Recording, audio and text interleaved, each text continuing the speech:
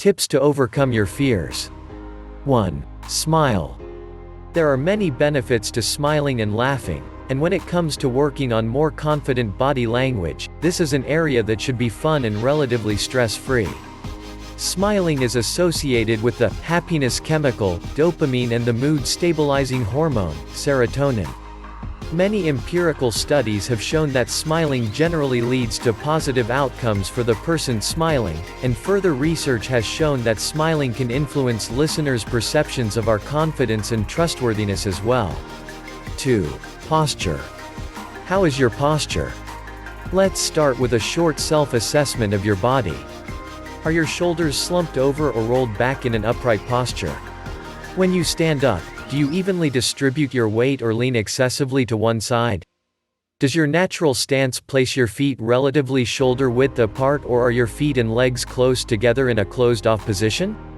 When you sit, does your lower back protrude out in a slumped position or maintain a straight, spine-friendly posture in your seat?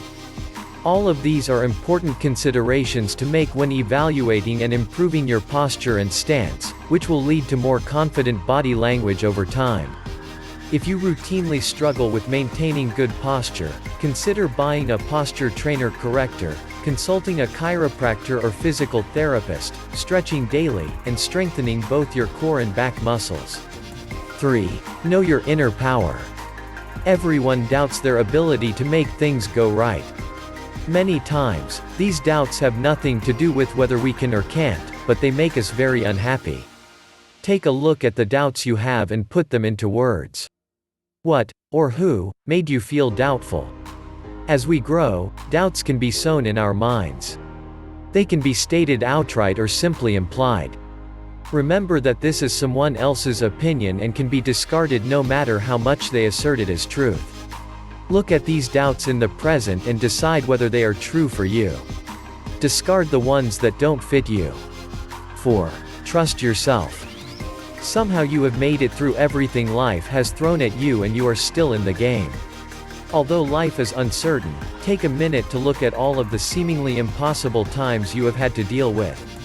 Think about all the times you asked yourself if you would make it through. Somehow you did it. You may not have done it gracefully, but you did it. Have faith that whatever happens in the future, you will find a way to deal with it. 5. Remind yourself your worth.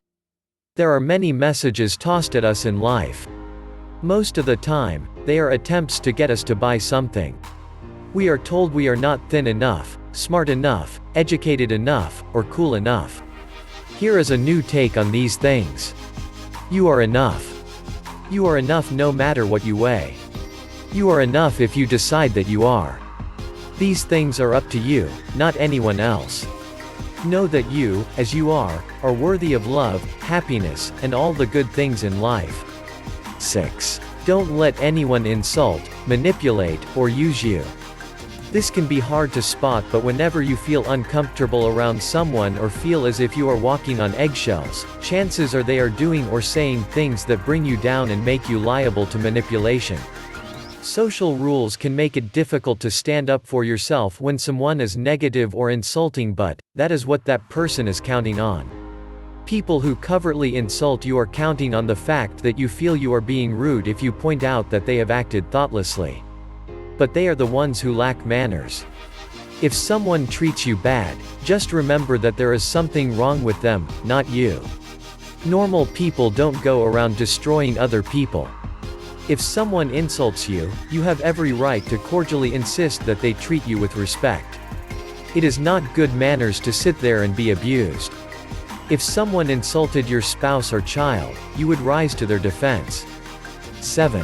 Don't set personal goals based on external influences. For example, having a personal goal of winning a dance competition is an external goal because you never know when the judges will be biased, or some other competitor has a better day than you.